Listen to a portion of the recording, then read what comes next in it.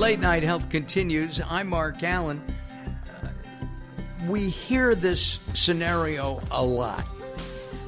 And Daryl, let me know if you've heard this too, and that is that a person who may be in his 60s, 70s, 80s, or older, they fall down, they break a hip or another bone, and it's the beginning of the end. It happened to my mother-in-law. It's happened in my life 2 or 3 times. Yeah, it happened to my mom too.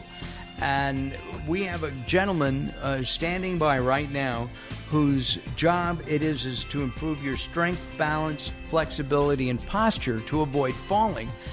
His name is Bill Case. He's a physical therapist in practice in Houston, Texas. And Bill, welcome to Late Night Health. Thank you. Thank you very much.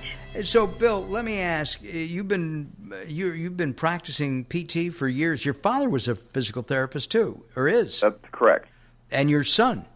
No, just my father. Just your father. Okay, got it. I thought we had a dynasty of PTs going there. No, I think it stops here. All right, gotcha.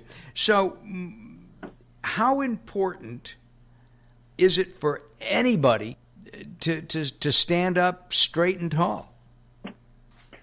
Well, it's very important, especially to start at a young age, to create the habits that they're going to need as they get older, because so much of the young people are spending their time with screens, leaning over and at the computer at work. It's something that I've seen it change from when I was a kid. There was a lot of free play outdoors during the summer times and with free time, and now everybody's getting a little bit more sedentary with their posture. Of course, that's my biggest concern, and so whether I see people when they're younger, which I do more now than I did in the past, or older, that's my main focus, because I believe, my opinion, that proper posture is really the fountain of youth.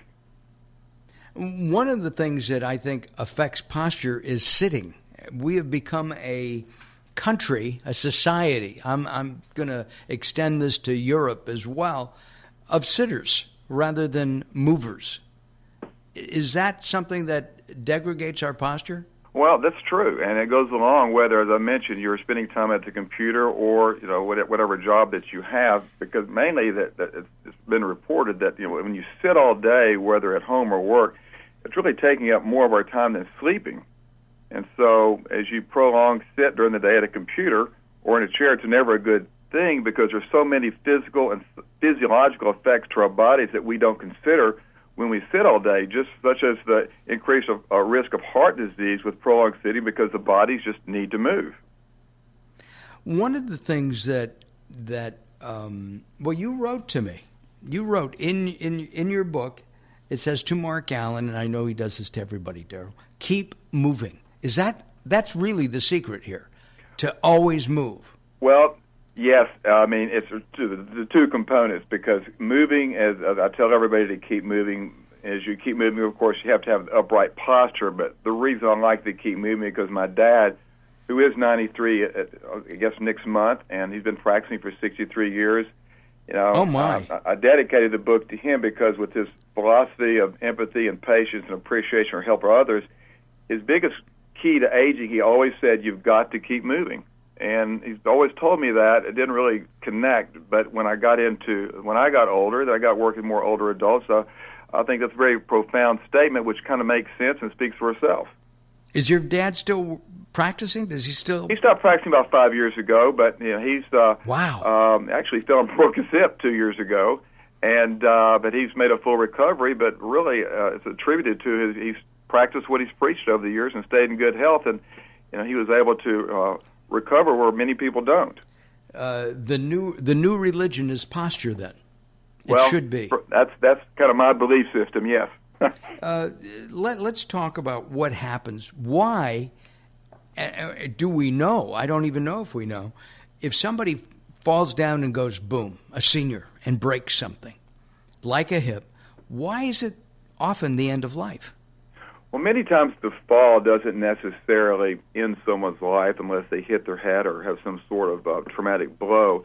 But a lot of times as people age, they become poor physical conditioning. They don't wash their medicine. They don't get their eyes checked. They basically have a lot of risk factors that are already we already know to be there, kind of predisposed, because falling is not an inevitable part of the aging process.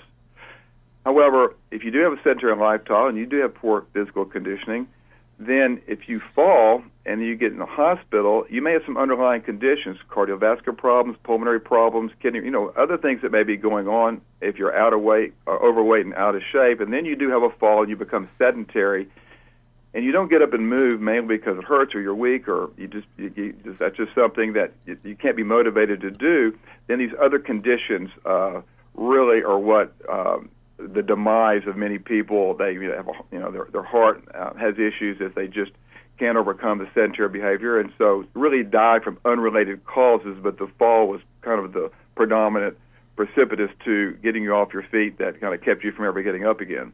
You said that if you have a sedentary lifestyle and you feel pain when you exercise and you stop.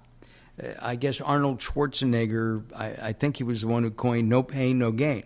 Right. And we know that's not. I hear that all the time, of course, with my patients. But it's the fallacy is when you go exercise, your muscles get sore from disconditioning and doing things you're not used to do. A lot of lactic acid buildup. As you exercise and continue on the program for several days, you actually kind of work through that. However, when people are doing rehabilitation, you've had surgery, there are certain painful indicators that actually you should not try to work through. That's your body saying stop. And so as a rehabilitation specialist, there's kind of good pain and bad pain. But for most part, if people have listened to their bodies when they do have pain, when they do things, you don't work through pain when the nerve's telling you you're hurting something and you try to push through that, because what that does is really injures you. Then you're guaranteed not to work out. You're guaranteed to stay sedentary and kind of start down that slippery slope again. I had a gym teacher who looked like and was rumored to be a former Marine. Never knew if that was true or not, but he certainly had the body of a Marine. And he came into class one day and had an ankle thing on one of his ankles. And we asked what happened. He said he'd been running or playing tennis. He fell and sprained his ankle. And so he said, all right, guys, we're going to go run. And he joined us. And I said, should you be doing that on a sprained ankle? He goes, yeah, it works it out for me.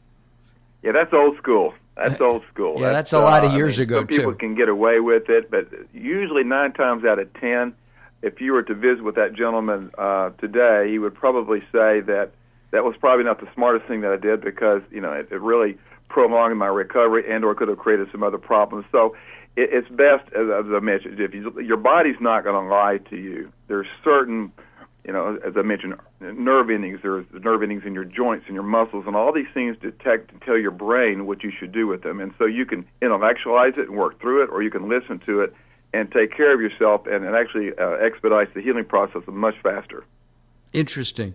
I heard that he passed away several years after retiring, which is another thing that we've talked about here on Late Night Health.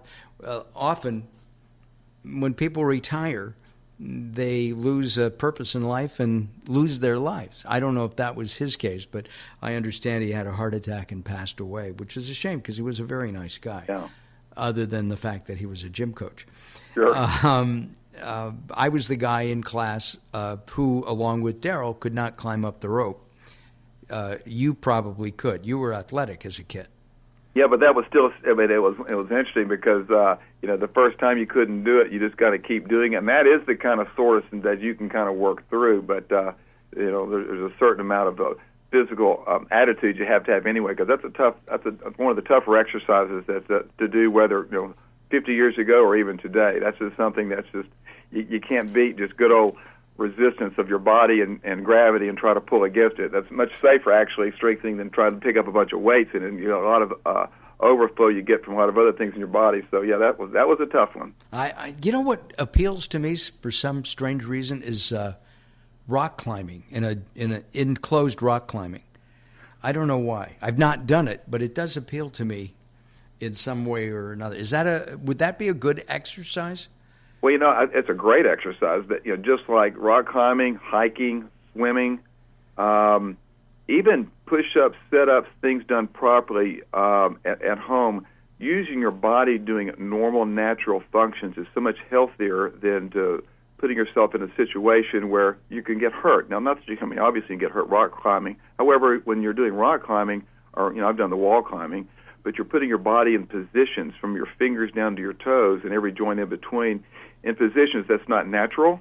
And so consequently, as you slowly and gradually integrate your those movements into your strengthening components, you're really, much better shape and, all around than if you were just to do, lift up weights and dumbbells, which a lot of people, as I see all the time, they go to the gym. It doesn't matter if you're 22 or 92, they'll walk around and talk, pick up a few weights, and walk around and talk and pick up a few weights, and that's their workout. So it's not about how much time you spend or how much weights you do. It's really the intensity and the quality of the activity. And so, rock climbing is an excellent conditioning tool, not for everybody because of other things. And the wall climbing, that's really what, I'll come to Houston, you'll take me wall climbing sometime. Absolutely. Okay. Absolutely. Our guest is Bill Case. He's going to stick around. We've got more to talk about.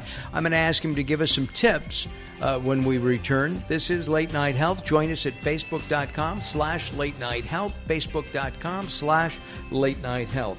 Daryl Wayne, the Insane One, and I return with Bill Case, the author of Stand Tall, Don't Fall, as we continue.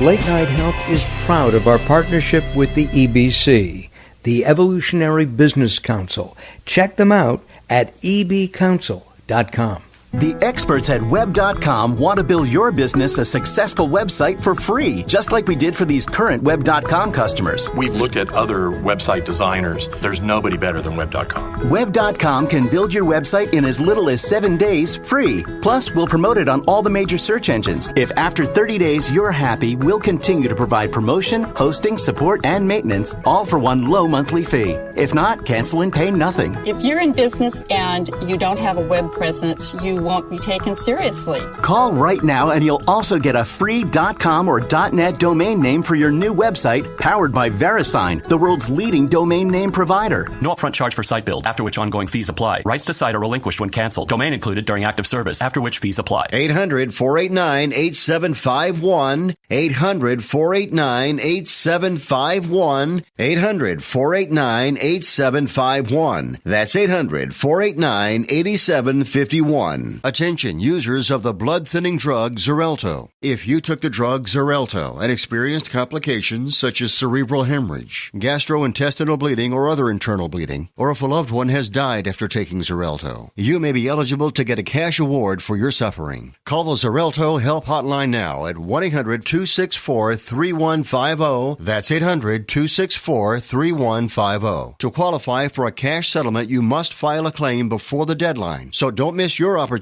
for a cash settlement. Call 800-264-3150 now for a free, no-obligation consultation. Our call center is open 24/7. So if you took the drug Xarelto and experienced cerebral hemorrhage, gastrointestinal bleeding, or other internal bleeding, or if a loved one has died after taking Xarelto, call the Xarelto Help Hotline now at 800-264-3150. 800-264-3150. That's 800-264-3150.